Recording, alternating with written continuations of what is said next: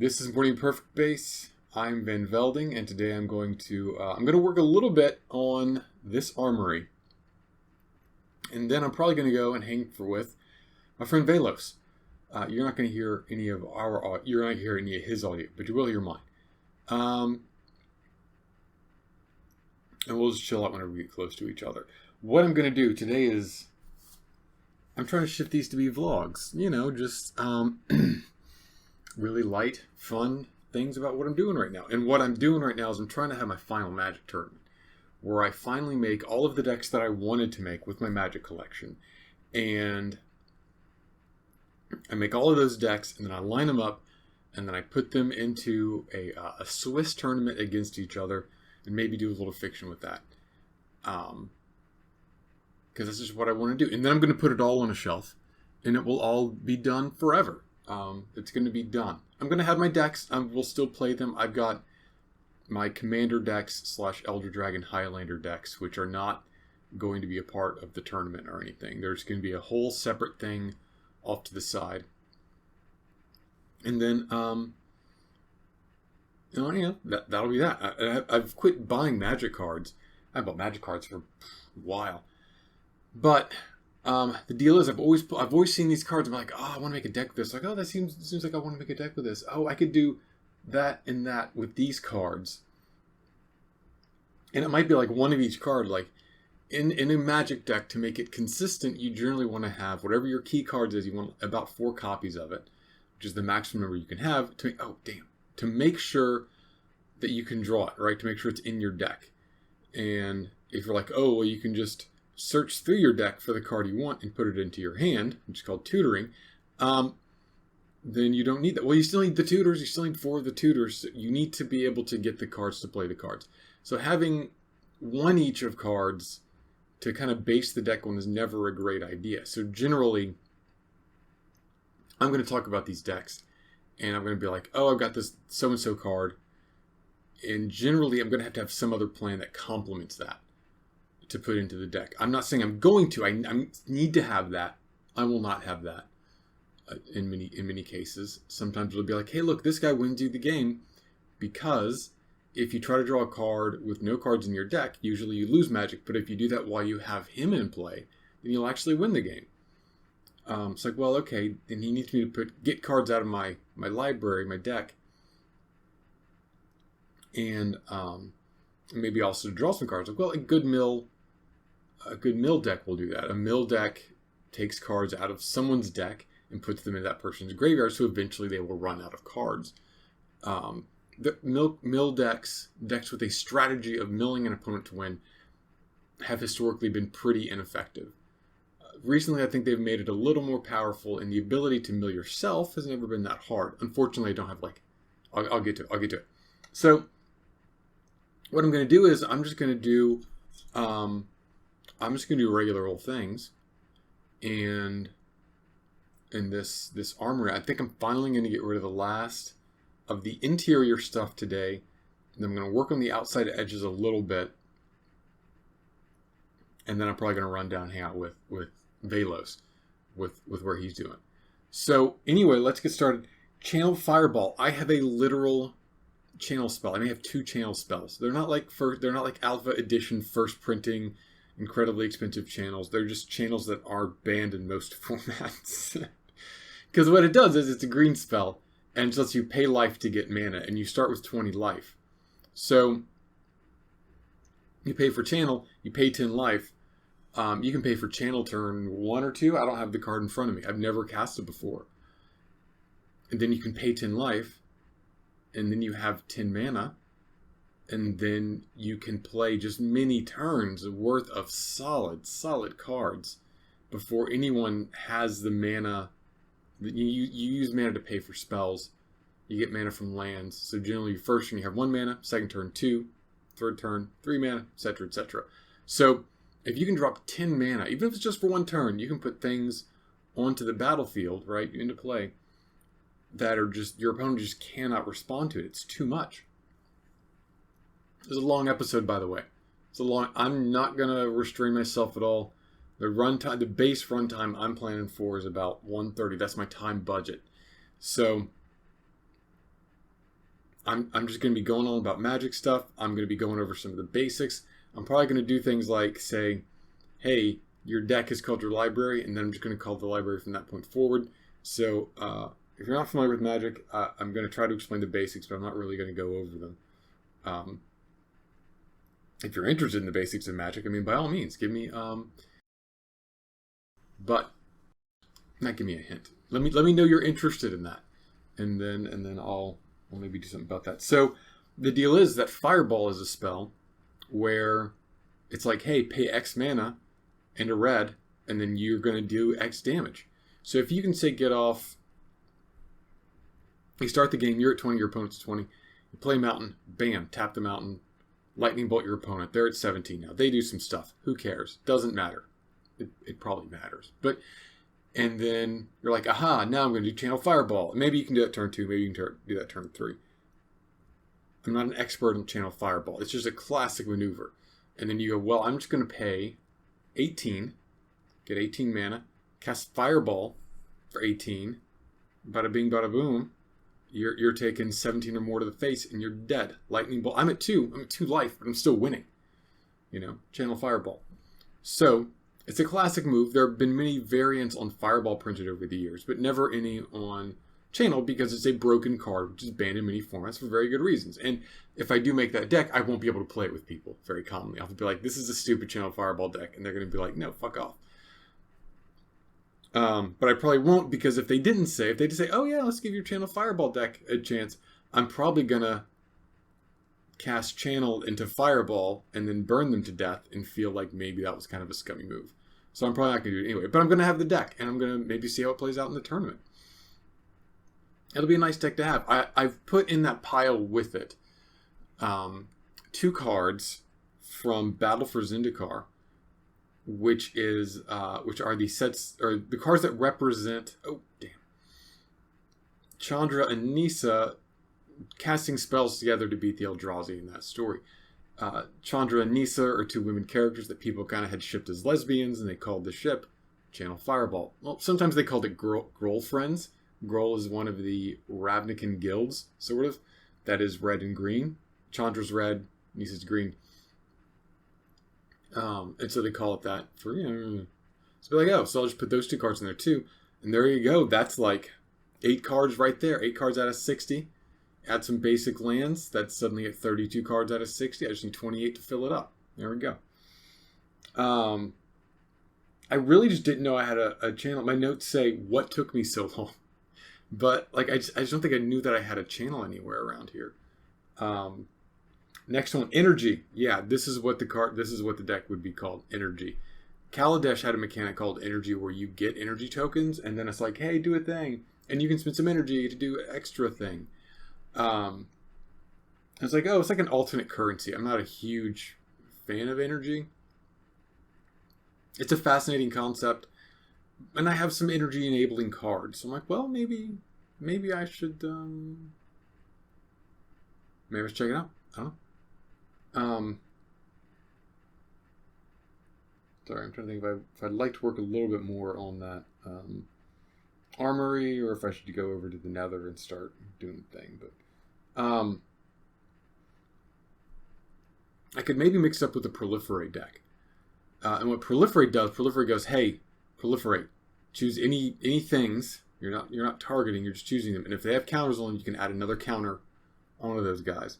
So initially it was built to work with Infect, which is a mechanic where you have Infect tokens on you. If you have 10, no. Is it Infect tokens? Poison tokens. Poison tokens. If you have 10 poison tokens on you, you die. So, but energy mechanically functions very similarly to poison counters, except you don't lose when you have 10 of them. So Proliferate can also help you generate energy. And there are some artifact mechanics to both of them that would make them synergistic.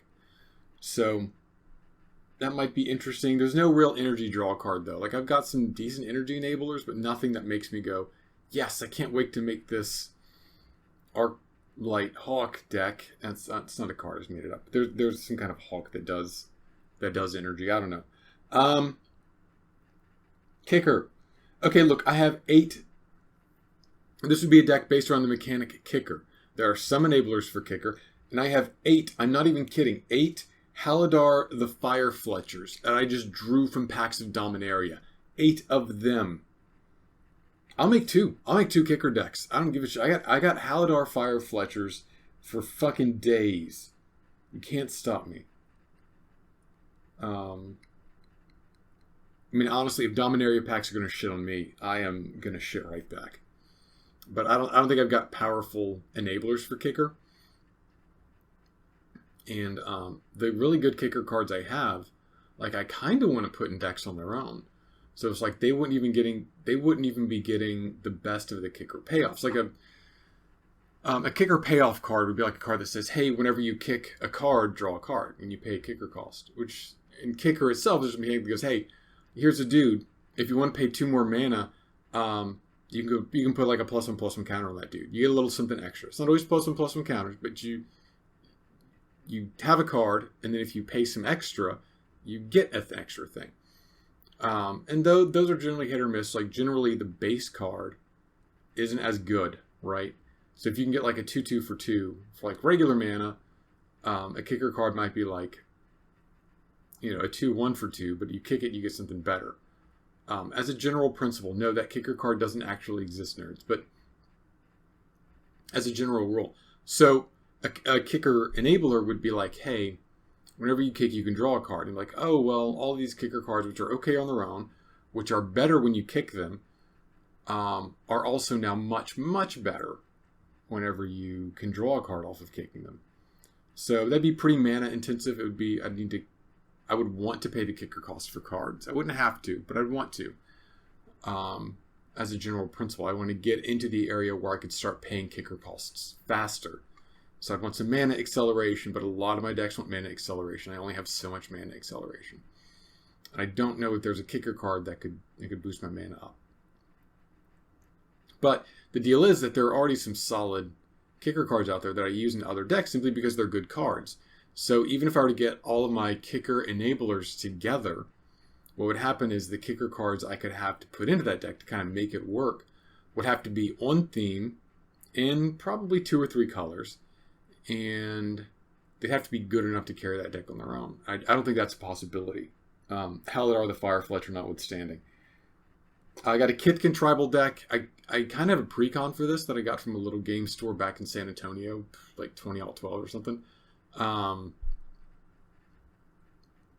So I don't know exactly if I could upgrade that or not, if I should upgrade that or not. But I got a Soldier deck. I think I've got a couple of white decks, maybe mono white decks that probably have good soldiers in them. I don't know if I have the soldier payoffs for that, because soldier's a creature type, and some creature types are like, hey, all soldiers you control get +1/+1. You're like, oh, that's so cool. And then some creature types like horrors are just like, yeah, all right, you're a horror, congratulations. It's like there's not really like, you can't make a horror deck. It's not that you can't. It's not that you cannot put a bunch of horror cards into a deck. It's that you need the card that would make it better than just having any other random assortment of creatures in a deck. You would need a card that'd be like horrors. When they do an enter the battlefield thing, they do it twice, because I think horrors kind of do that. Horrors as a tribe also lack like a cohesive mechanic. Soldiers are usually small and they're pretty good at combat. So if you were to build a soldier deck, you would be like, well, we want to go into combat. We'd like some buffs. Generally, you're going to have more small creatures in that case. So your soldier deck wants to have payoffs for that. And then you can do that. I've got a deck. White has this mechanic where it's like, hey, when you do this thing, you can bring back creatures with converted mana cost 2 or less from your graveyard to the battlefield. And sometimes it's 1 converted mana cost. And what causes it to trigger changes, but white can kind of get like small creatures back from places that it can't usually get things. Usually black does graveyard stuff, but white can sometimes do it if it's for small creatures. So it's like, well, if I'm using soldiers and they're small creatures, that's not an explicit soldier payoff, right? But it would work pretty well in the sort of deck that would support a lot of soldiers. And soldiers themselves, well, there's a lot of them, so there tend to be a lot of... Damn it. Yeah. So there tend to be a lot of good soldiers just by numbers and just because they're a fairly popular tribe. Cleric Tribal. Yeah. So Cleric Tribal was a thing. I don't want to say an invasion. It was probably in the one with Kamal and Otaria and the arena fights and the Cabal. And I can't remember it. I'm sorry. Prophecy may have been a set in the block. But anyway, there have been some clerics before. I don't know if there's been big cleric tribal mechanic before. I know they often work with zombies.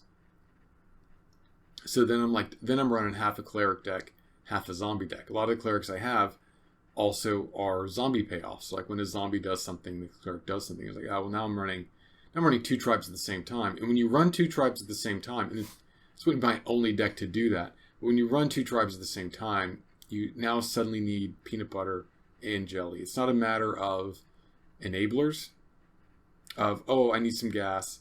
Oh, look, here's a truck.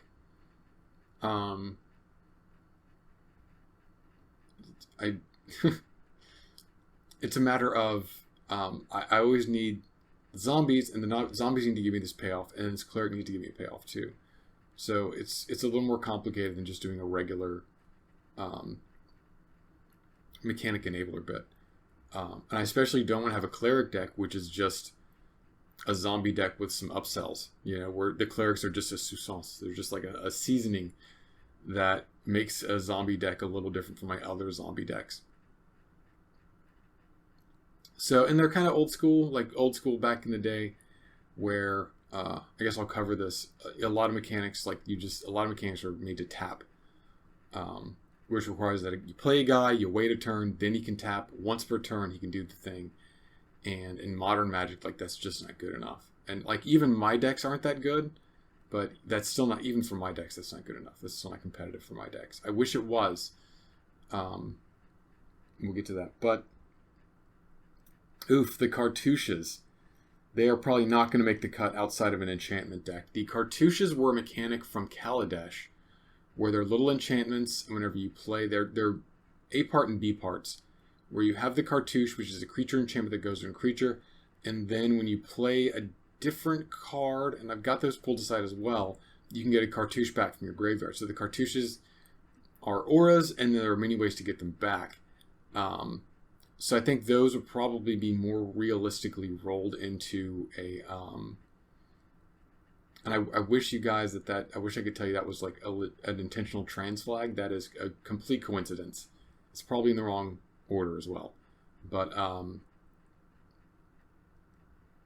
it's just a coincidence. Trans rights, but I'm not that progressive. I'm trying to oversell what I'm doing here.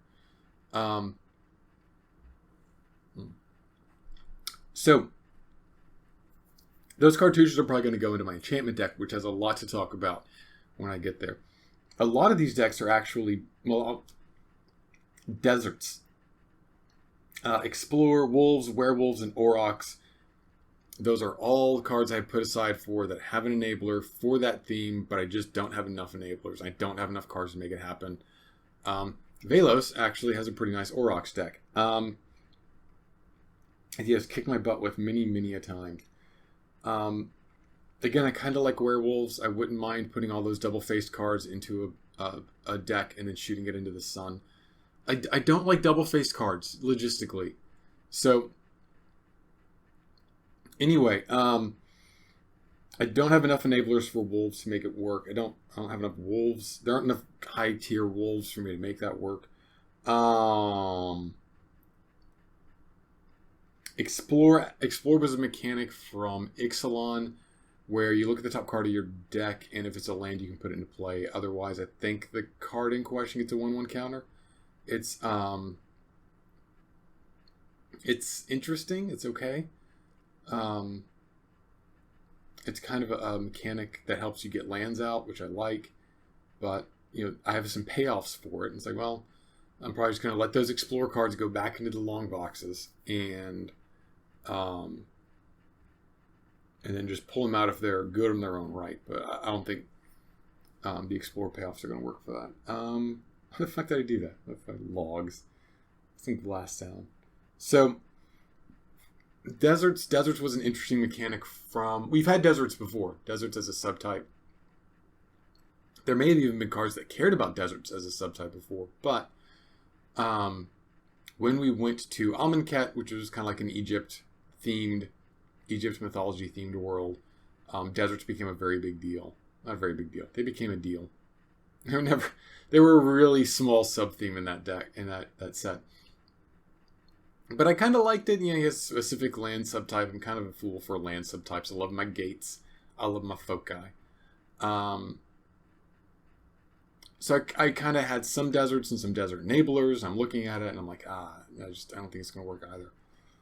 But I'll look at it. There might be something else I can do with it. Some kind of conjoined mechanic.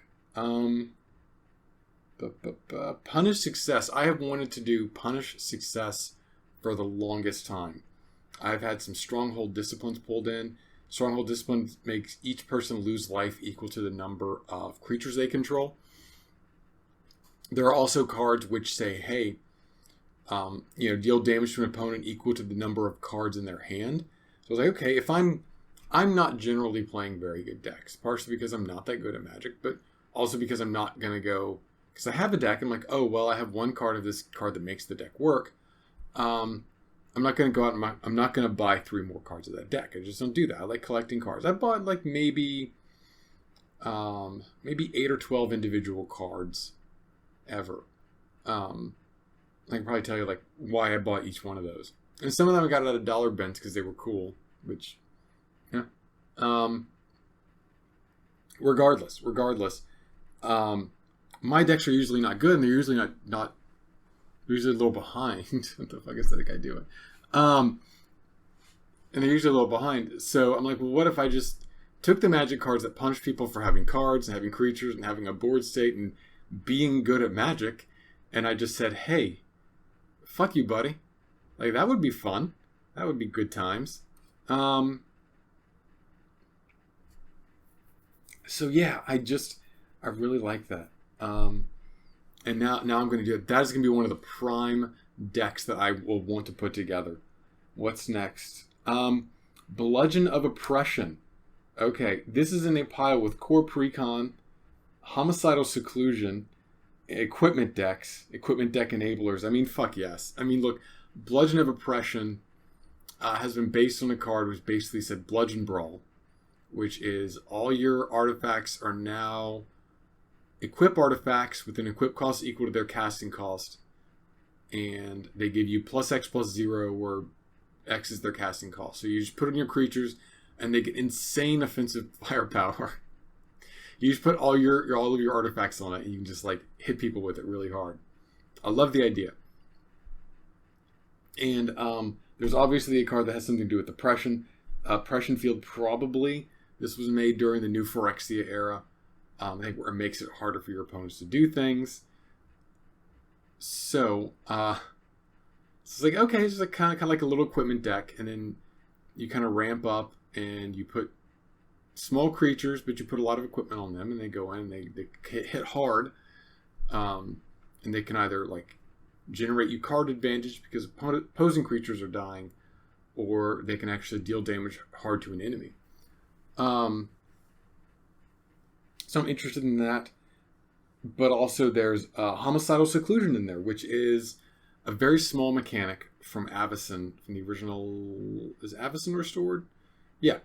Where it goes, hey, if you only have one creature, let's do this thing. And it's not a good mechanic. Just having one creature makes you incredibly, incredibly vulnerable. And susceptible to removal.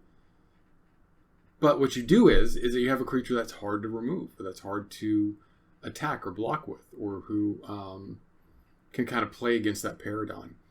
So you can also put equipment on that one creature, right? You can also play equipment that gives you a creature, like a germ token from New Phyrexia, and just go, hey, we're just gonna play the equipment, bam, free creature, basically. Put other equipment on it, send it out there, Homicidal Seclusion, it's pretty tough. And you just kind of swing in with it and see what happens. And you'll need a few cards to defend it. You'll need a few cards to be like, okay, my opponent's also trying to kill me. And one really grumpy creature is not going to be sufficient to stop that. So you have to plan around that. But we can also do equipment stuff. Core have an equipment theme to them. I'm excited about it though. Like, I really want that deck to work, and that might be 2 decks, but I feel like there's a lot in common in that Venn diagram. So, all I ask is a Lexodon Warhammer and an enemy's health total to steer it by. That's it. Elves. This is a pile of elf decks, just a pile of them. And it's got like 3 new elf cards on top. So I've collected multiple generations of elf decks that I've made in this pile, and I might just update it, or I might just let it go. But we'll see. Just trying to make sure that the elf cards that I pulled aside for elf decks get to see some goddamn play. Mercenaries. This is probably not going to happen. This harkens back to an era where tapping was the main mechanic. That's what Mercenaries do. Mercenaries and Rebels both, I believe, were contemporary decks where they tapped and they found of themselves. I think Mercenaries found smaller converted mana cost Mercenaries, and Rebels found higher converted mana cost Rebels, and Rebels were very strong. Not so much these days, I don't think. Knights. This plays a lot like Soldiers, actually. This will probably happen. It's just kind of a knight flavored version of a white weenie deck, which is a lot of small creatures in white. Big creatures. I have a Hamlet-back Goliath. I have had a Hamlet-back Goliath for years. I had many of them, and I swear to God I will use them. It gets +1/+1 counters equal to the size of creatures as they enter the battlefield. He is already big. He gets nothing but bigger. And I just want the Hamlet-back Goliath to fucking have his day in the sun. He deserves it. I don't know what it's going to look like. It could be a Giants deck. It could be a Dragons deck. It could be a Flicker deck. I don't care. This dude is going to have his day. Parlay / Will of the Council / Diplomacy. My Zedru deck is not political, actually. I tried to make it political. I want it to be political. Maybe I can make an actual political 60-card deck. My Zedru deck is an EDH deck. So it's not really like a regular Magic deck. And certainly a Diplomacy deck would absolutely fail in a tournament, which is generally 2-player. Well, 2-deck, I suppose. It'll just be 1 player. But, so these cards could go into my Zedru deck, or, man, I'm not super happy with that, but I'm done fucking with it, you know? Like,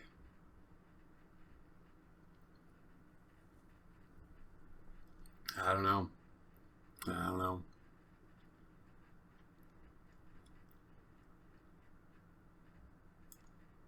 Don't like it. So anyway, sorry, these are cards that use the parlay mechanic where everybody looks at the top card of their library. If it's a land card, they put it in there. Wait. Shit, fuck, I don't even know. I think if it's... I don't know. I get to give everyone a card if I feel like it. That's what it is. So I forget the exact criterion, but it's a good diplomatic mechanic. And Will of the Council is a mechanic this is a voting mechanic. In Diplomacy, I guess other cards with diplomatic stuff with it. I don't have an exact one listed. Spores. This is an upgrade to an old Thala deck I had. Thalas gain Spores every turn. After 3 turns, they will give you like a 1/1 creature. They are not very good. So, Magic did release a dude that's like, hey, you can take 2 creatures off your Thalids to make that 1/1 instead of 3 creatures. And like, it's an improvement. And there's also an enchantment they released around that time called Paradox Haze that gives you 2 upkeep. So it's like suddenly all of your dudes are making 2 counters a turn because they make the counters on your upkeep. And it's like, oh, I can move those 2 counters for a dude immediately. You're like, oh, that's amazing. So then suddenly it's not viable. It's still not viable. But it's not completely awful. It's not a completely waste of time. So, and I have some new cards to put into those. So I might want to update that a little bit. Tokens. Tokens is a weird theme. They're token creatures, and it's supported a little bit by the populate mechanic from, I want to say, our second visit to Ravnica. I'm not 100% on that. Which just said, hey, populate. Take a token you have and make a new one. Like, it's cool. Same name. To be honest, I pulled these just for organizational purposes. Sometimes Magic cards will directly reference the name of other Magic cards. Usually it's their own card. Like Relentless Rats says, you can have any number of cards named Relentless Rats in your deck. And Relentless Rats' power and toughness is equal to, I think, the number of rats you control. Not necessarily relentless ones, but any rats you control. So, like, okay, so you just have like a bunch of rats and they make each other stronger. And that's just a fair way to go with it. But I don't have Relentless Rats.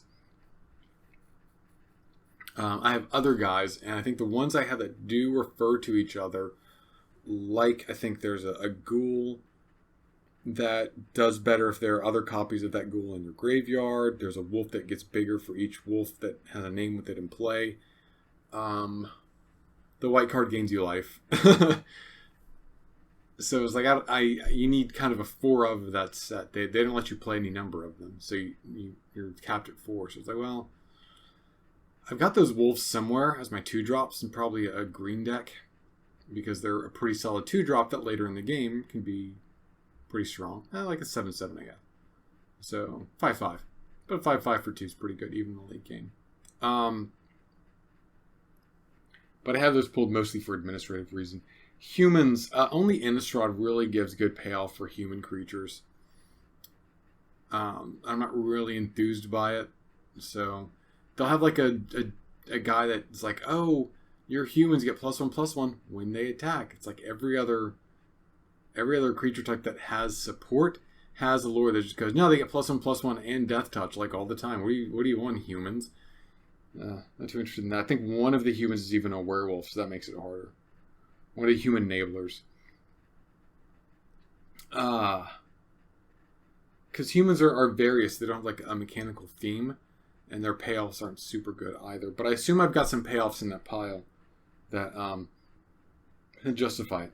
So, vampires, they are not mechanically unified either, really. But recently they've been building kind of a Doom engine to actually become an effective team. So I'm interested in it. I have a vampire deck already. That vampire deck is probably 10 years old. And they've released some different vampires since then, so I might want different guys. There might be better enablers, and there might be better vampires for me to put in there. So, Planeswalkers and Proliferate. So Planeswalkers run on counters, and the Proliferate mechanic can give you more counters. So if you put out a lot of Planeswalkers with Proliferate, you can have you can kind of cheat that up a little. There's a lot of synergy there.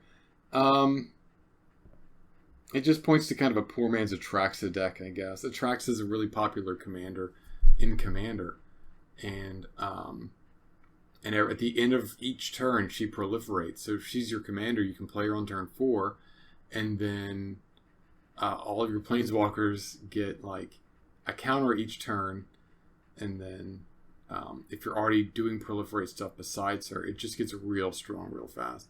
And planeswalkers are a thing that's like, well, it's kind of like if an opponent has one planeswalker out, yeah, you can deal with that. But if a planeswalker has a lot of them, it requires you can just attack it with creatures and take it down, but it requires just a lot of work to take it down once somebody has a couple planeswalkers out. In EDH, the Super Friends is a pretty strong archetype. So I don't just want to replay that archetype, but I think in 60 cards without a recurring commander like Atraxa, without being able to cast Atraxa every time you need her. Oh yeah, use an axe for that. It may not be so bad. I don't think I need to worry too much about my Planeswalker deck being too strong. I don't have a lot of good Planeswalkers, and I would always prefer to put Planeswalkers in the deck where they're going to do good, rather than just try to make some kind of a Planeswalker deck. The only reason I'm really considering this is because War of the Spark made like a lot of Planeswalkers, and they're not like Planeswalkers that are as powerful as the ones that we know of. Ones we've seen before. Most Planeswalkers have like 3 abilities. A little ability that costs them some, and then like a medium ability that makes it go down a little bit, and then a big ability that you're going to have to build up to. And yeah, that's pretty strong stuff, believe it or not. So if you're to take them down just one ability, they become basically just enchantments at that point. Some of them have static abilities, and they just kind of hang out and have a static ability, and then sometimes you can remove counters to have them do something else, and have them give a little extra. But are we doing that? I don't know if this is going to work. This may look like Garbo. Let's look at it. Let us see. So yeah, Magic the Gathering. Sorry. So dragons. Only the top end of dragon decks seem to ever develop.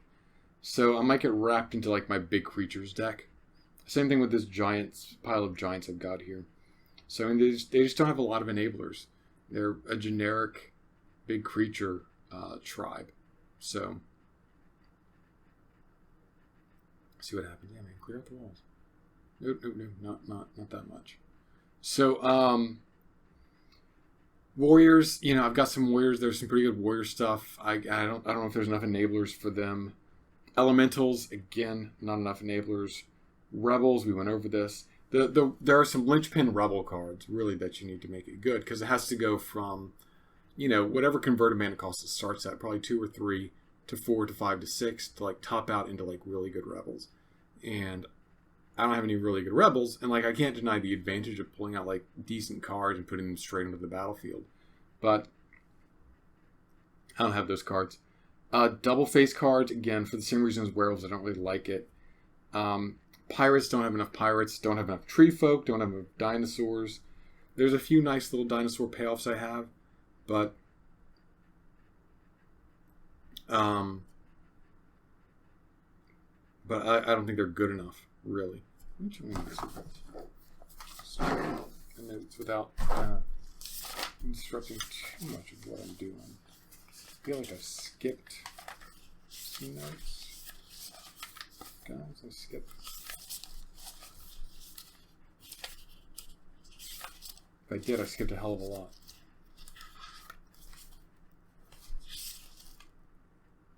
Oh, yeah, no, I did. Give me a second.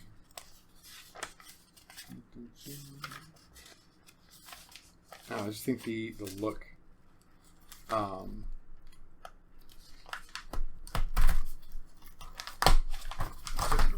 Just looking around.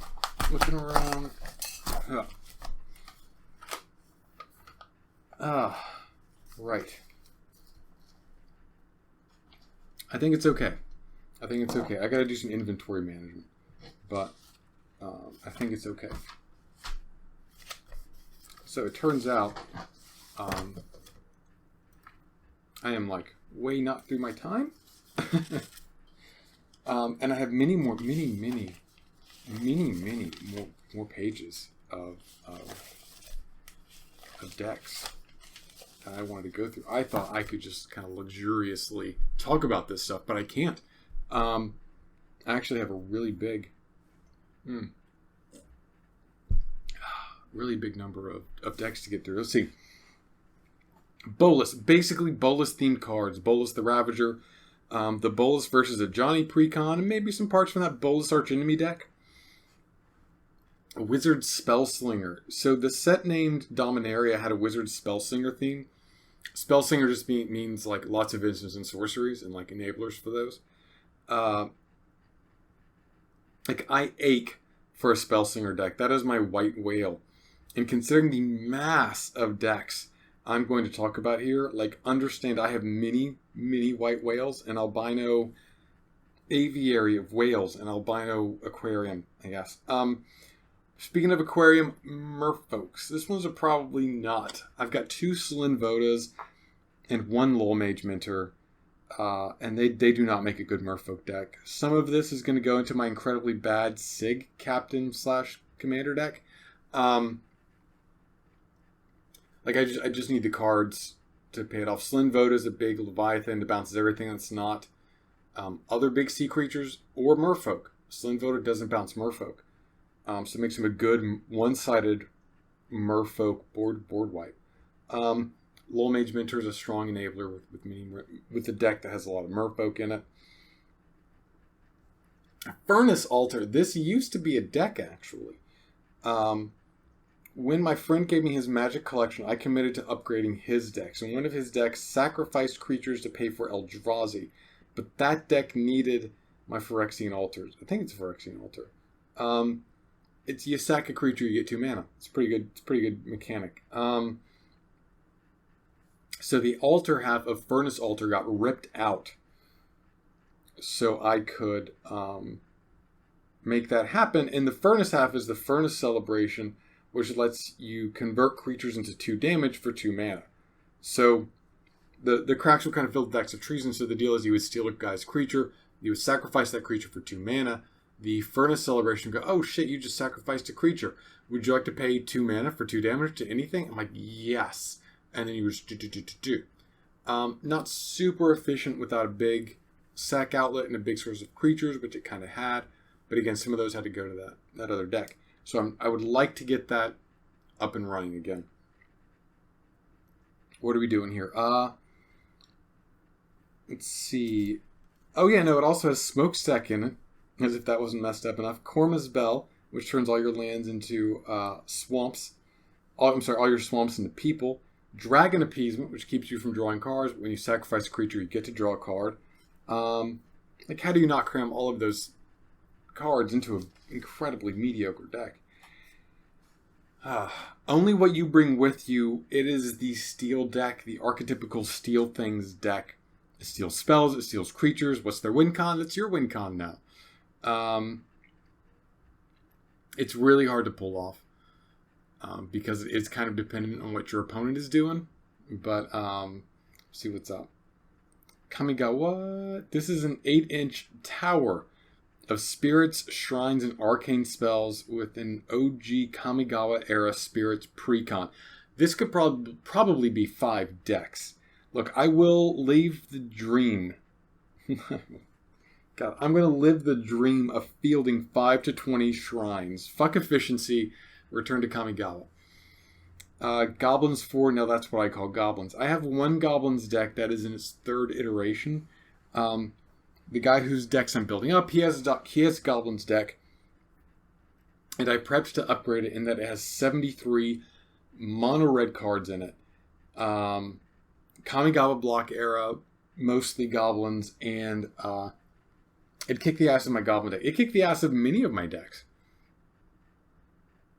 I put a mid-range deck up against it. I put a control deck up against it.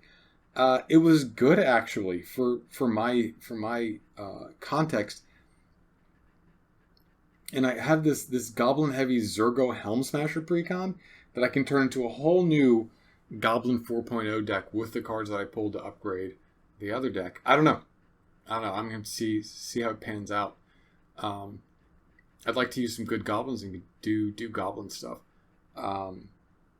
Zombie decks. So the zombie deck of my friends that I was going to upgrade, it was also pretty solid. So this pile of zombies may also be its own deck. I have a blue-black zombie deck. So maybe this will just be a mono-black zombie deck. Maybe I can mix it up with that cleric deck.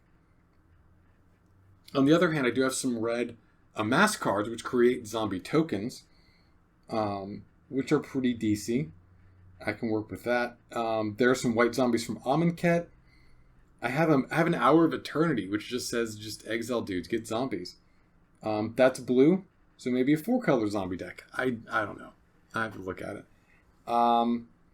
Defender. This is Return to Ravnica, and I think the original Zendikar block. They both had a Defender theme. I mean, they both both my friend Derek's deck and my deck capped out with Vent Sentinels. And so his was like kind of Kamigawa based out of Phyto Hydra, which completely kicked my ass. So it actually turned out to be okay. I tweaked a few things with it, but otherwise it was good. So like I might take these cards I pulled, upgrade my Defender deck, or maybe just make a new one. It's kind of based more on Defendering instead of some other thing the other one does. Okay, whatever. Some green-black decks. I have glossed over like 4 of these during this. Why do I have so many green-black decks? Is it a cry for help? I don't know. It's way too many. I like their synergy with graveyard stuff seems to be pretty good in a way that I don't maybe get the synergy for red-black decks or red-green decks. So I have a lot of them. What's next? Moonfuckery. This one is a Moonhold, which you can pay for with either red or white mana. If you pay red, opponent can't play lands this turn. If you pay white, opponents can't play spells this turn.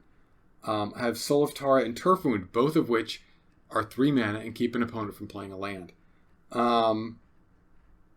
It just fucks target opponent's land drops. Am I right? Is that like a path to winning?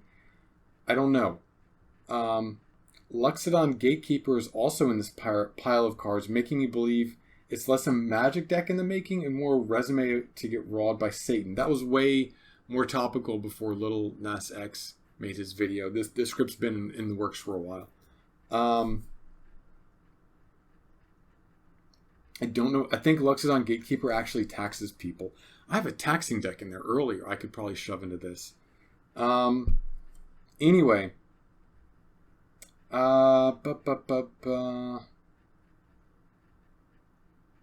So anyway, fuck. So my script goes on about this. My script is, which I kind of like skim over while I'm doing this because I'm multitasking. It's less a Magic deck in the making, more a resume to get rawed by Satan. Is that what kids like these days? My research says getting rawed by Satan is what kids like these days. When I was younger, we got raw dogged or raw dogged in turn. We said that the whole phrase. We said the whole phrase when we were clapping cheeks with the barbed cock of a fallen angel. And it wasn't always Satan. We'd hold back a bit for our junior album, for dignity's sake. That's just how it was back in the day. You call this hot, aka Texan power move. This is a pile of decks plus Terra Eternal plus Phyrexian Unlife that decided that indestructibility mixes well with destruction effect. That's it. That's all it does. Blow up everything and be the last one standing. I think the flaw in my plan is that Terra Eternal keeps all lands from being destroyed. So that seems bad. And then Phyrexian Unlife just says, hey, when your life bottoms out, instead of losing more life, you don't lose for not having life, but you will eventually get poison counters. So what happens, it just gives you 10 extra life in the form of poison counters, which is interesting. Curses. This will probably be rolled into another deck, probably a Constellation deck or an enchantment deck. Constellation is from Theros. It's a mechanic that when you play an enchantment, hey, something good happens. So you've got 2 Curses of Misfortune, which lets you actually search your deck for curses, which is really good. 1 Bitter Heart Witch. She also lets you search for curses, but those are not enough, I think, to drive a curse deck. Could maybe be a good component to a Diplomacy deck, but black is not a Diplomacy color, and both of those cards are black, so we are in tough shit. I'm making myself a new set of leather armor. I forgot what the colors for my traditional armor are. It's been a while. Allies. I will murder to make my Warp World Allies deck work. I don't give a fuck. I have a domain deck, and I will build 1,000 domain decks before I let this dream die. the pile of cards I pulled for this Allies deck are slightly smaller than the pile of the Kamigawa deck. I'm serious about it. The next two are Adventure and Exert decks, but I have like 2 enablers each and barely any Amonkhet or Eldraine cards.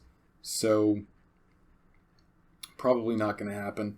Hexproof / Protection. This is based on the idea of slapping a Spirit Mantle, which gives protection from creatures, onto a creature that cannot be targeted. So that way it can't be blocked by creatures, it can't be targeted by spells. It would make a creature in many ways unstoppable by anything short of a board wipe.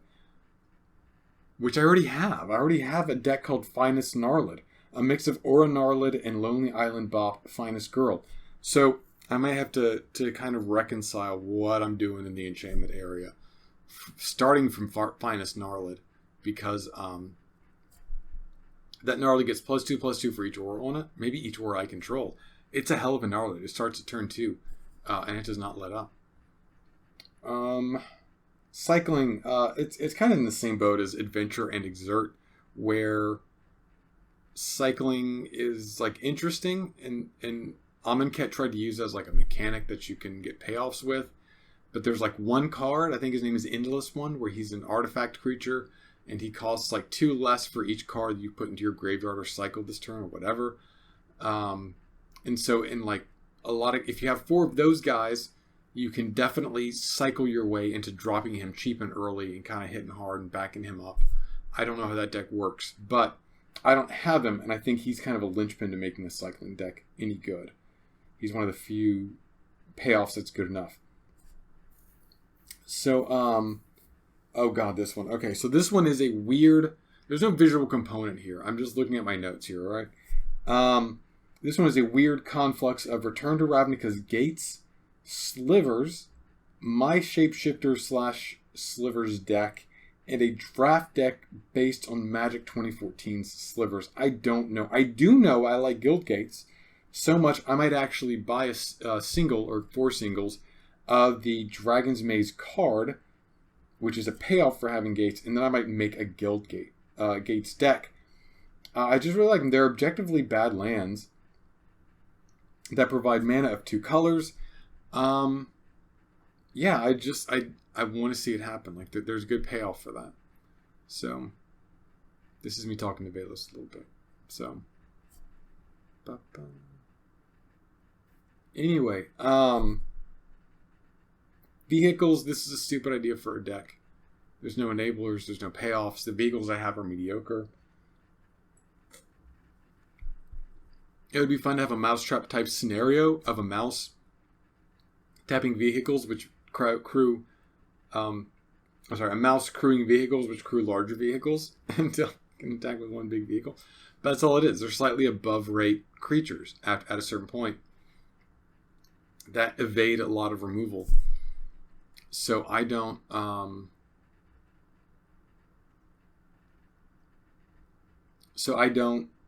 really know if that's a good deck.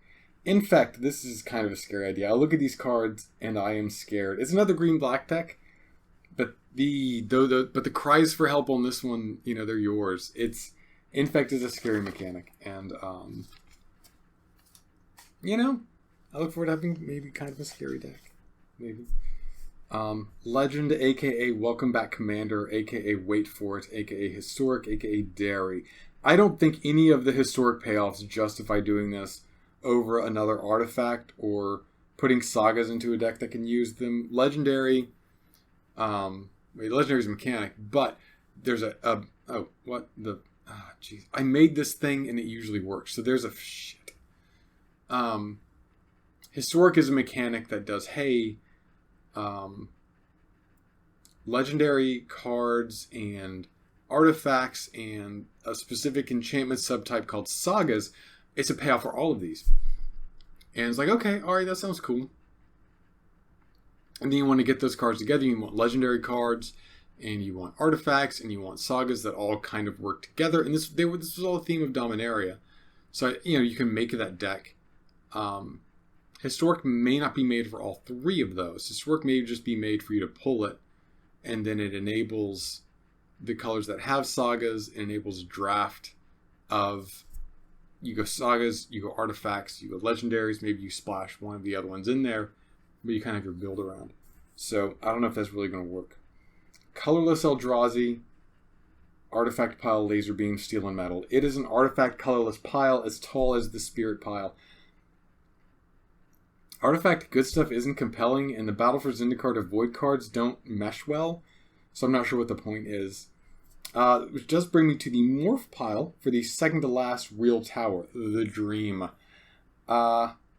This is Vaylos' little house. It's based on House on Haunted Hill, the board game, where all of the buildings are, all these things are in squares. They're all based on the rooms from the board game. Oh, there used to be a bed in there, I think. Yeah, there used to be a bed in there. Bed's gone. Okay.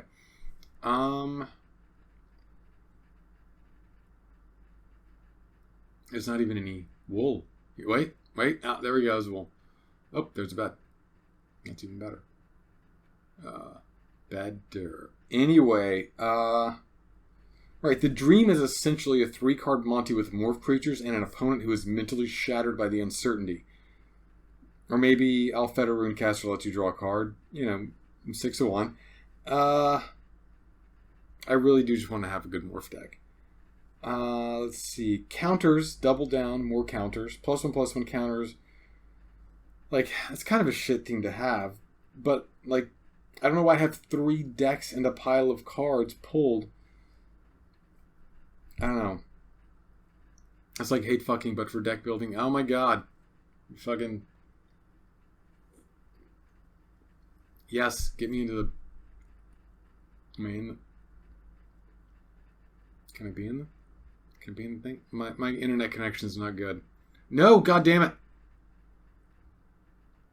Shit. Okay.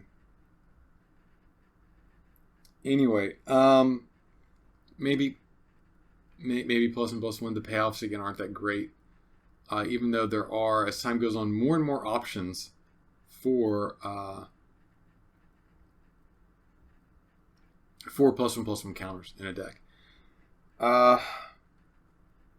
Surveil. I actually have a decent Surveil deck. I just happen to have good enough cards for it. So I've got a few more other better Surveil cards that have come up since I made it that I need to put in there, but otherwise good to go. Flickering. I don't think Flickering is a viable thing for a deck, but I pull out these cards for it. Maybe it can go to something that's like really good with ETBs, enter the battlefield abilities. So Flickering just says, hey, leaves the battlefield, then it returns to the battlefield, which doesn't really do much. Sometimes it can help a creature that's been targeted with a spell avoid that spell. Sometimes if a creature has an ability so that when it enters the battlefield, you'll get like a free use of that. I don't know if I have any payoffs that are good enough for that as a theme.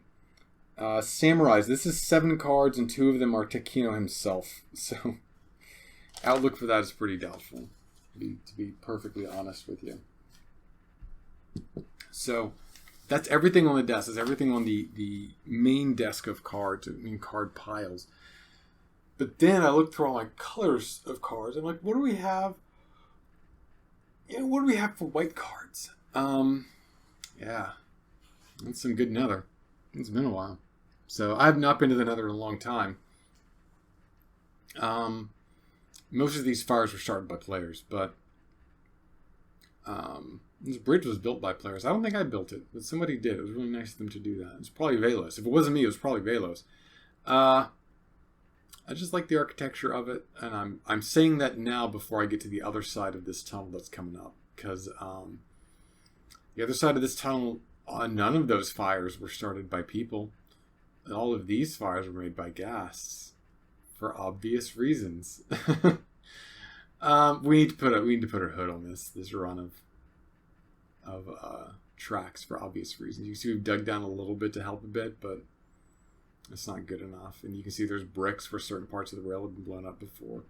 But then where we've built out this shelf to go into another tunnel.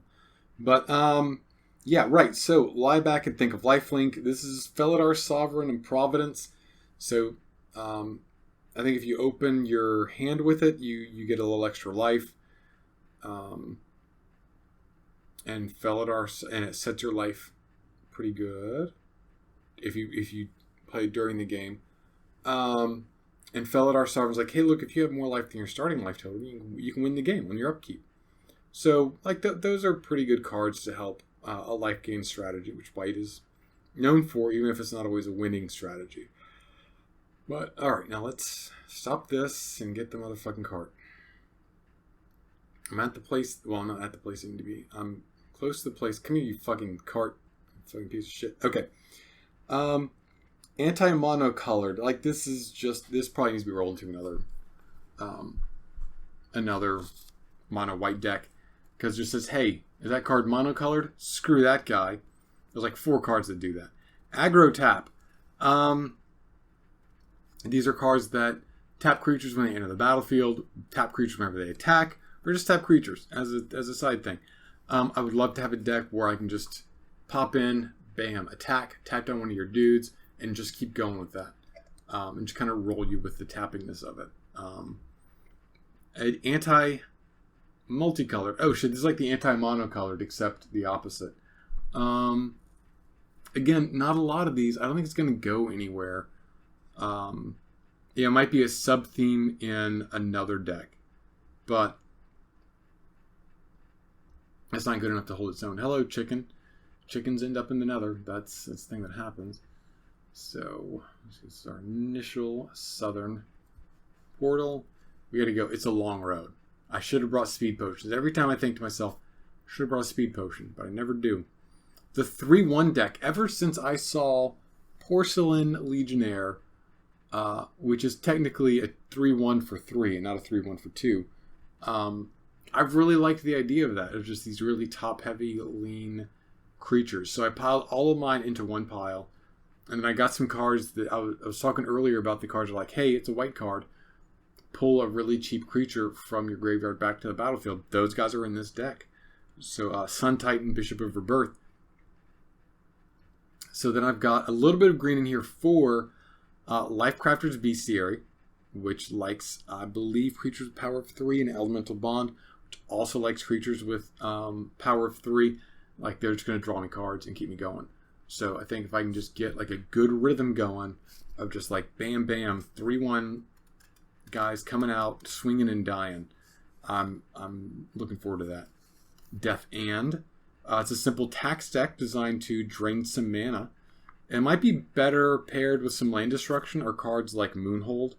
I might actually roll this into that Moonhold deck I was talking about earlier. Pure Metal plus Wasp. One of like 4 white artifact life gain decks that I got. It's like too many. This might actually be a non-starter. It has another Sun Titan in it, which should probably go somewhere else. Let's see. Oh, this one actually has Phyrexian Altar and Fraying Omnipotence in it, all of which belong in other better decks. So yeah, I should probably just pull this guy apart. Bad Lab Man. This is a Lab Maniac deck, but bad. So he's the one where if there's no cards in your library and you draw a card, normally you'd lose, but with him in play, you'd win instead. It turns failure into a triumph, like you did it on purpose. But I don't. All my good mill cards are anything else, so I don't want that. CMC. Yeah, these are just cards that care about the converted mana cost of... It's mana value now, but it's converted mana cost of cards you control. So you have to like get big cards, and then you play the cards that pay off of them. So like you reach the top of your curve, you pay expensive cards, and then what you need then is some extra gas. But that's not... You need gas before you get the big cards out. So I checked morph cards for this. There's very few morph cards that let you play a card with significantly higher converted mana cost over the curve. There's one. I think his name is Nameless One, and he's blue. So, Bubble Matrix, featuring Bubble Matrix and Statecraft only. I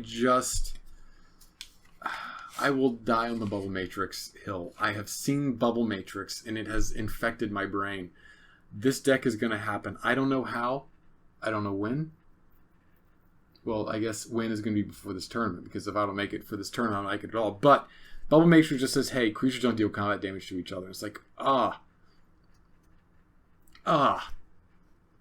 what can you do with that? You can fuck around with what you can do with that. So, I think we're nearing the part, yeah, we just ran out of nether brick. I say we. Vaylos has done all of this. Vaylos has done all of this. You can see he's run out of glass. So I brought all the glass. So, we're in another. This guy digs through the nether, man. He isn't afraid of anything. Stormtide Cheat-In. This is a Sphinx deck with a Jetting Glass Kite and Stormtide Leviathan. Kind of big blue creatures. The Jetting Glass Kite is less of a big blue creature, but it takes mana to target him. So it's very hard to remove. I don't know where the cheat-in part of this comes from. But we go and just keep going. Now we're out of glass and we're out of guardrails and we're deep in the newest nether.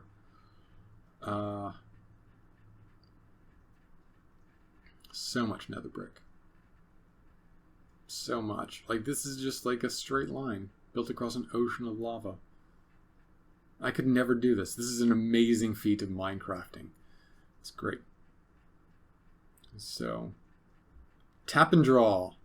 It's got Flood and Sleep and Dreamborn Muse. It probably needs to be rolled into a proper mill deck. There we go. This is the new Basalt biome for Minecraft. It's not that new. It's been around for a while, but new to me. And perched atop here is our new portal.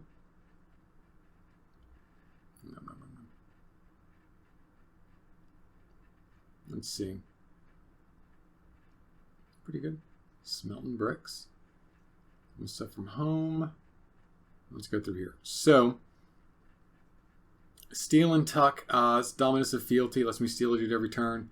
Synod Sanctum. Taps to let me exile a creature I control. Probably better leverage into only what you bring with you, or maybe even Furnace Altar. Let's see. Persistence Gary. It has Grave Merchant of Asphodel and Lich's Mastery. So it just plays black things. It plays them a lot, and then it plays Grave Merchant of Asphodel. And when he drops in, opponents lose life for each black symbol and permanents I control. And hey, Vaylos. I'm giving you all that glass. It's in here. I know you needed more glass for what you're doing in the nether. And I got a lot of it. There we are. Let's see. Are we? Oh, you're making more. All right. I'm going to keep reading my magic deck script here. Steal and Tuck. Persistence Gary. -1/-1 Bonanza. Crumbling Ashes and Blowfly Infestation. Basically, destroy a creature with a -1/-1 counter on it. When a creature with a -1/-1 counter dies, put a -1/-1 counter or something. It just clears the board out. I love it. I feel... It's currently mono black. I feel like I've got a deck that does that already. That's what's so weird. I feel like I've got this deck already. Sit Back.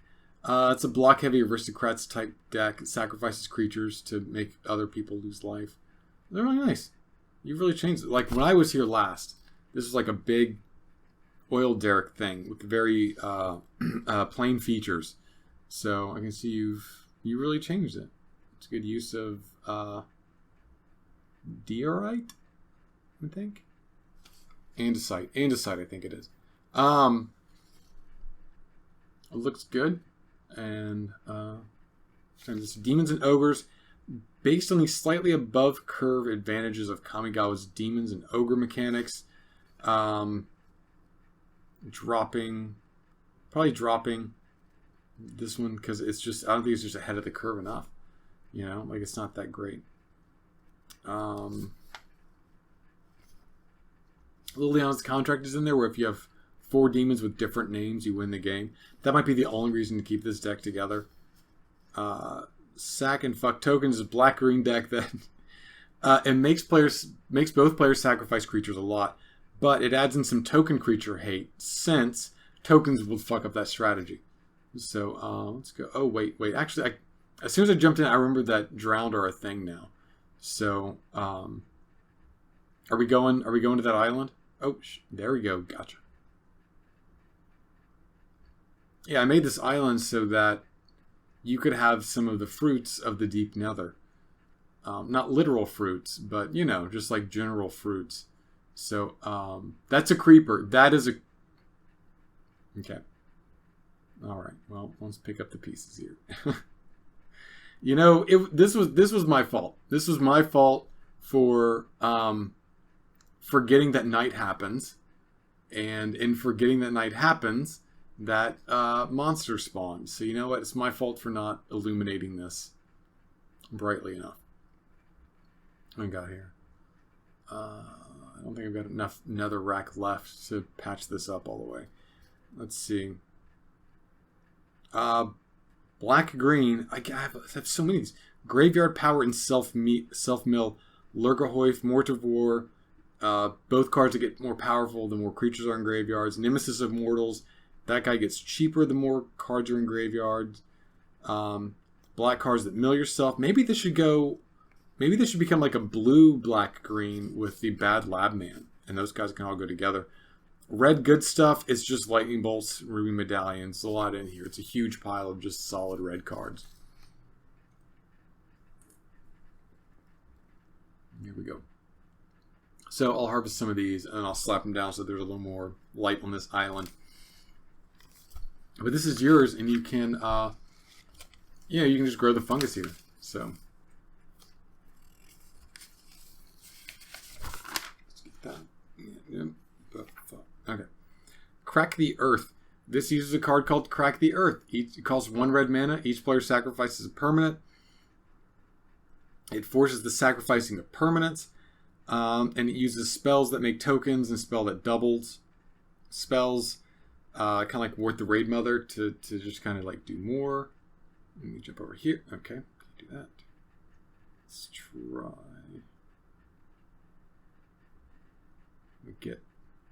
If I can get up there, I can try to... Yeah, I'm just going to have to make a thing. Okay. There we go. I hate it. I hate destroying the pristine beauty of this dedicated oasis of evil nether hell realm in the overworld. Let's see. Big and fight. Mono green, bunch of fight cards, bunch of big creatures, and a little bit of ramp. Land of Destruction and Mares. Stone Rains, Dwarven Land Size, they both fairly cheap land destruction spells. They pair with Spite Mare and Thunder Mare and Timber Mare. I don't get the pairing either, but you know, hey, let's go, man. Let's do it. Attack. This is a mono green deck based around creatures that can't be blocked or must be blocked or don't block. And it's got some versatile removal in there for green. Chaos. Grip of Chaos. Mages. This is the beginning of the 3-color runs. So we're almost done. Grip of Chaos. Mages Contest. Mages Strongbox. All chaos all the time. Like complete random outcomes for those cards. Let's see. Mirror Welder Spellslinger. It's labeled as Mirror Welder Spellslinger. But it looks like this used to be an EDH deck with like a bunch of Esper good stuff, which is white, blue, black. And the good stuff just means like powerful spells that don't necessarily have synergy with each other. And it's got this unsurprising lean into artifacts because Esper kind of does that. It's got even Mind Sensor that keeps opponents from searching their whole decks when they search for their decks. Orification that turns creatures attacking me into enchantments. Sundial of the Infinite that ends turns for like no reason. Mirror Welder and Pilipala, which is like a fascinating combo piece. The Mirror Welder can copy the abilities of creature cards in your graveyard, and the Pilipala has an untap ability. So when you pair that with almost anything, you're like, oh, well, Pilipala will just untap. And then the Mirror Welder will take the Pilipala's untap ability, and then it can take someone else's tap ability and he can possibly go infinite with it. The classically underrated Mist Meadow Skulk, that's protection from converted mana, costs 3 or more. Dimensional Breach, that he exiles everything, then brings it back slowly. The list goes on. I checked it. I thought this was my Sin Triplets EDH deck that I had disassembled, but it's not. I still have the Sin Triplets EDH deck, which does ostensibly worse things. Multicolor. It uses Converge and Domain, and Glass of the Guild Pack is bad. It's not happening. This multicolor deck is not happening. Diplomacy. Most of this is probably going to end up in my Zedru deck. I already had cards pulled for like some sort of diplomacy theme. Rite of the Raging Storm is cool. It gives everybody a token, and those tokens can't attack you. Avarice Totem lets you trade it to somebody else for 3 mana, and then they can trade stuff back. Warmonger Hellkite makes everybody attack every turn. Like, again, some of this might go better into a Chaos deck. You know, Avarice Totem isn't flipping any coins or anything, but it can mess up a multiplayer game. Legion of Doom. That is a pile of Planeswalker destruction. Probably needs to be grafted onto an existing deck. Just completely mess with Planeswalkers. Probably whatever deck would be hardest hurt by Planeswalkers. He's really done well with this thing. Yeah, this looks really good. You know, I came out here before and it was kind of plain, but you really upgraded it. And the surrounding stuff, I think there's some stuff over there. I think there's a portal, not a portal, underwater thing with the guys. You know what I mean? The fish, the bad fish. Yes, Guardians. Yes, Underwater Monument. That's the one. So. Oh, pandas. Oh, fuck me. I mean, you're gonna have to do it because the pandas won't. Notoriously, they won't fuck. But, yeah. Yeah, we could look for some pandas. Last 3. Extract and Overwhelm. It's Death Touch plus Fight mechanics with some extract effects like Thought Hemorrhage and Slaughter Games that kind of go into your opponent's deck and rip things out. That is a weird pairing. Get in the boat from the jump. I didn't do that. We'll just get into the boat from the water. Be really cool. Alright. Okay. I mean, you've explored this. I have not. You haven't explored this. So I'm just riding shotgun on all that. You've been here a while, though, obviously. That bamboo has grown.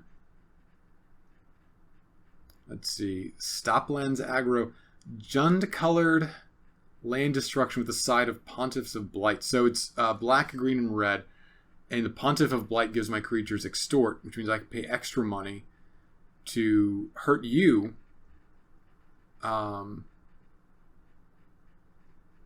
Whenever I play creatures. So it sounds like that could be slapped in some other things. And finally, Dark Angels, white-black fuckery topped with some Siege Rhinos. So Siege Rhinos are a little bit of green, a little splash of green in there. So a lot of those aren't going to work. A lot of those are going to get globbed together, I think. But it's still a lot of decks. It's still a lot of decks to make. My next move is going to be to sort my cards. I pulled a lot of cards, and now I need to sort those cards back. And I need to sort them in a way that goes, hey, this one's interesting. And this one's not interesting, and this needs to go into like the proper sort, and this one needs to go into the and this one needs to go into like the special place where I might need this. I've got like an extra turn spell. Like, you know, like that's not in a deck. I feel like that could be in a deck. I feel like as a blue deck, why would you not put that in there? Why would you have a blue deck? We're just not doing that. So, first off, I got to sort, and then I'm going to be building. I'm going to be building hardcore. I am offering people the chance to help build. They're going to be bad decks, and not have a lot of resources to work with on this, but, you know, maybe they'll be interesting, and I'm probably going to need to build a pecking order. Some of them are going to be built on the fly. I've already decided that. So I'm just going to make 60 card decks and of basic lands, and what they're going to do is, like, for each card, they're going to replace a card in that deck with a card they need from that pull pile. So if we're doing, say, that Kamigawa Spirit deck, I'm like, well, what cards do I need in my Spirit deck right now? Well, I'll need a land, and I'll need a 1-drop Spirit card. And so I'll be like, well, it's probably going to be blue, bam, 1-drop blue Spirit, and then I'll draw another random card, and then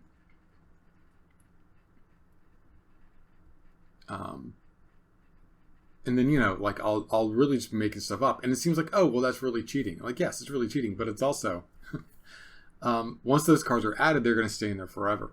So whatever those short-term decisions are made to make that deck, that's how the deck is going to be from that point forward. So it's going to have to be consistent with itself.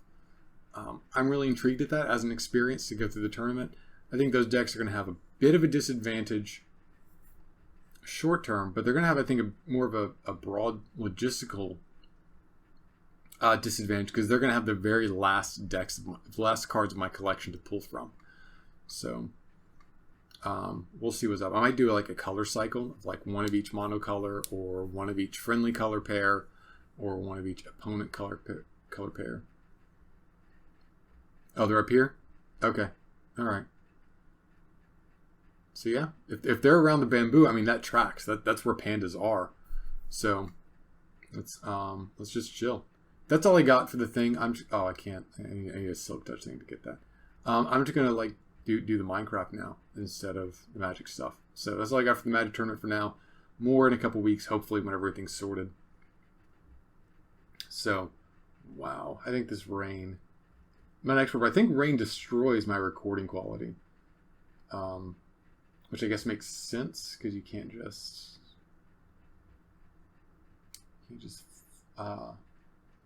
as many small fast moving parts. Nailed them. Yeah, suck it, dude. Suck it. Jungles are full of monsters, but you guys ain't shit. Alright, so still looking for pandas.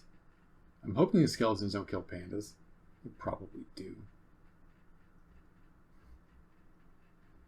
Fucking poaching ass skeletons. Hunting for panda deck. Oh, there we go. I got one. I got one over here. There. Oh, shit. There's two. Okay. Alright, well, fair enough.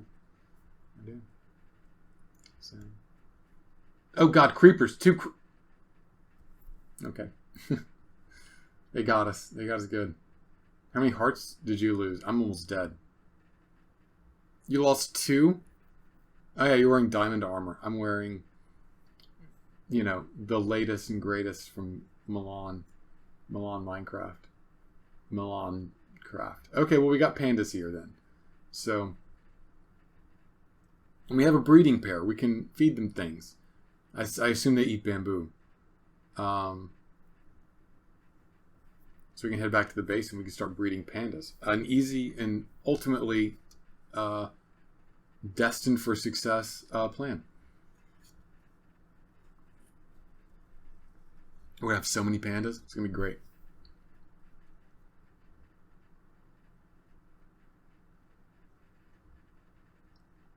So where's... Oh, we're just giving up on the boat then? I feel like I remember the... Alright. Let's just do... Let's just go. Let's just wing it.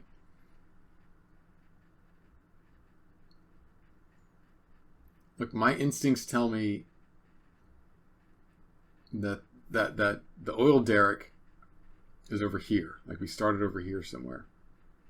That looks kind of familiar. It's just not. Oh wow! Hey, look, it's a rift underground. Yeah. All right. I mean, oh, you've been here way longer than I have. I trust your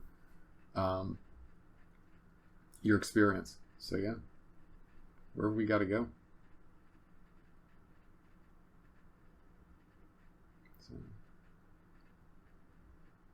I guess we can make. You know, I think I have wood on me. I think I actually, yeah, I do. Why would I not? Why would I ever leave the house without wood? So. And that did not make a crafting table. That was close to making a crafting table. That was very much the idea of making a crafting table, but that was not a crafting table. Go. Oh, hey, what's up? I guess you made one from scratch with no wood in your inventory quicker than I did. All right, fine. You're a better boat builder.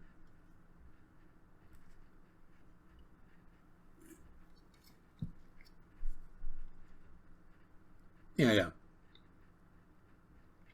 It's nice. It's nice terrain.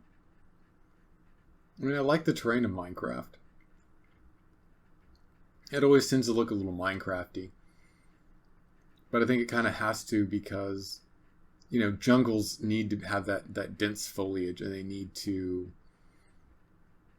be dangerous. They need to have creepers roaming around in the early morning that you don't see, because that's what makes jungles dangerous.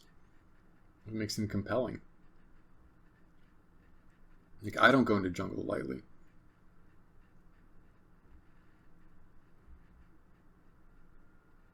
So yeah, we're just sailing around now.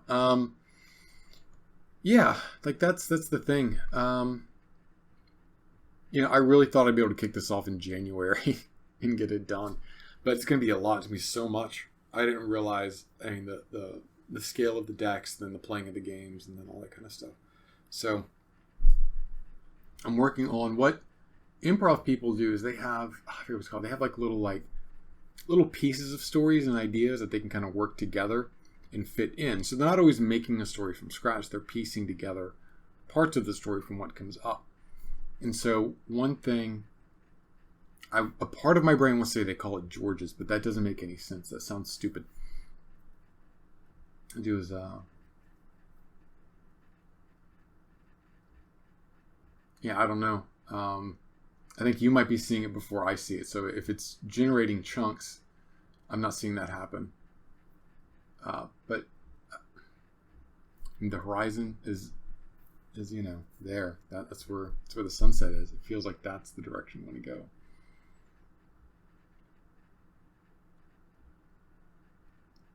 But I think we ought to head back. All right, yeah. Let's head back. Try to look for something different. Try to go in a different direction. Yeah. I absolutely hate being on open water at night now, because the drowns with tridents have become real bitches. It is a bit frustrating. I mean, it used to be the ocean was a safe place at night, and I appreciate that it's no longer completely safe. And I mean, we haven't been way late. I think I may have been hit by a trident or something. Maybe he got bored and wandered off. I don't know, but we have been relatively safe. So I can't really. It's not like it's ubiquitous.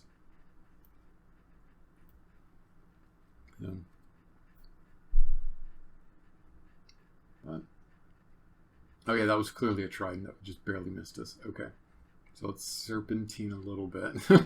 Yeah.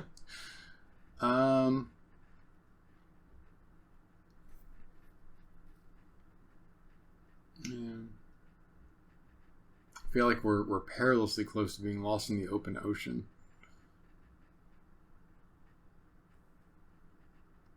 Maybe this looks like where we started sailing from. So,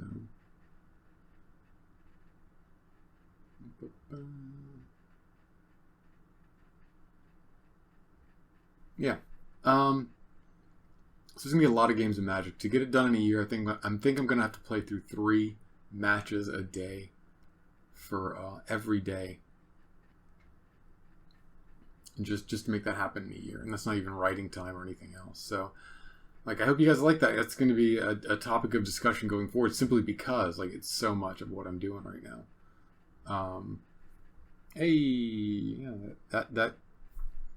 Yep, that is the monument. So we must be close.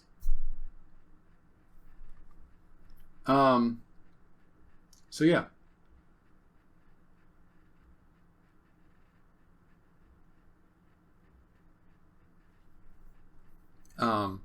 I think it's going to be interesting. We'll see.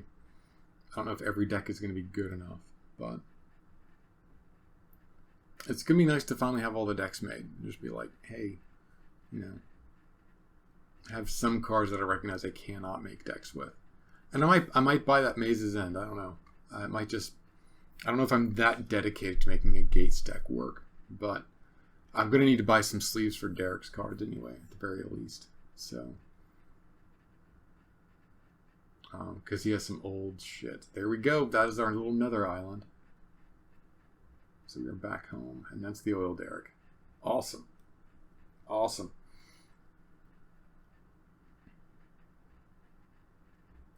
Anyway,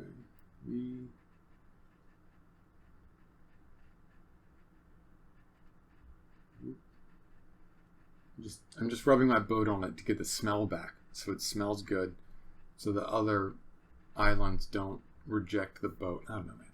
I'm not good at boating sometimes. Just try to like turn around. The controls are, they're the same controls I've been doing for. I mean, one, he's on the island. That's why. That's why I would do. Okay. They're patently immune to arrows, but okay.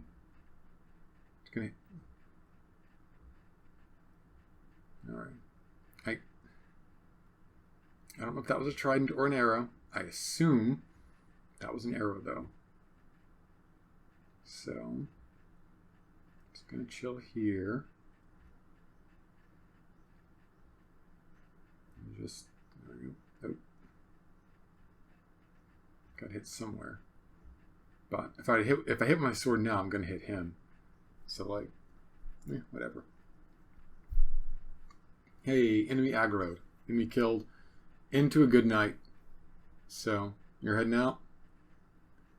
Alright. I'm not too far behind you. I'll make my way back to my base next time. So, later, dude.